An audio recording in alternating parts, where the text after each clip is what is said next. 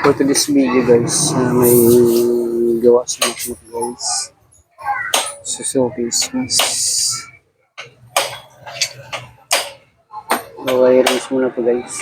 Kasi nagulos yung wiring nito guys.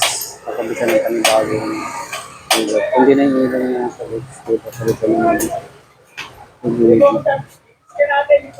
Hindi si Kuya. Ginagrab mo ba ito ya? Mobit. Mobit. Saan ang destination mo? Ikot-ikot din. Caloocan, punta ng Manila, Novaliches, Quezon City. Quezon City malayo. No? Kung ako mag-Quezon City, parang gusto ko. Mas dito lang. Quezon City kasi dami siyang ano eh. Maganda kung Pasay na lang kung ano kasi sa Quezon City. Masyadong malayo yun. Kung pipiliin ng Cavite, Quezon City, Cavite na lang ako. Kasi Quezon City, daming dadaan ng ano. Dami pang ano dyan, nagta-traffic. Dami sa traffic dyan, tsaka pag nagkamali ka, huli ka. Tatanong ka sa alanganing ano, hindi, tabi, tikit na.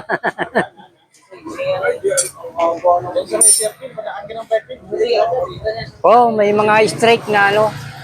Pero dito sa Valenzuela, minsan nakakasingit pa kami dyan mga bike lane. Para wala nagbabantay eh. Pero sa iba, pag may nagbantay, huli ka na. Penalty na agad yun. Ano, Max?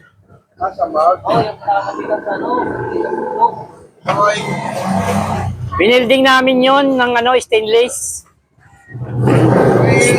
Totoo ba kaya, Alvin? Mamalitan nyo lang. Kung papalitan talaga yun, pero alam ko ano naman nagagamit yun, di ba? Ginawa biyahe na nila, di ba? Ako gumagamit eh. Yung tunog niya.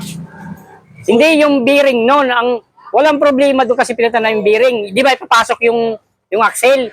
Yung pinakagitna doon ng kakapitan ng bearing, may ano na yun.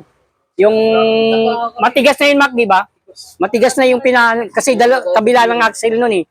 Pinalitan namin ng bearing noon. Hindi nga nagbigay yun ng ano, libor eh. Hindi nagbigay yung libor. Hindi nagbigay yung libor yun. Pero hindi na sa amin siya makapagawa. Magkano binayaran yun? Dapat yun mabot. Wala, hindi talaga nagbayad yun. Hindi talaga nagbayad. Kahit bearing. Hindi nga nagbayad yun. Kaya sabi ko, hindi na sa atin ito makakaulit. Hindi natin tugas yun.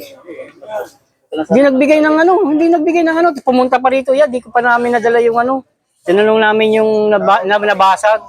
600 daw. Sabi ko, babaklasin natin kasi dadalhin natin yung ano eh, sample eh. Sabi, hindi ako kayo nakapunta. Yung pala, bininta na sa inyo. Pero alam ko, Pinili ko na yung matagal na. Bali kasi, pinanlaan niya kasi kaya yun. Arman. May sira. Iba yun yung matagal na. Kaya dapat yung pagawa niya muna bago ako ulit. ang ano nun, ang may sira talaga doon, yung lalagyan, pagpasok ng axle, yung may bearing kasi sa loob yun.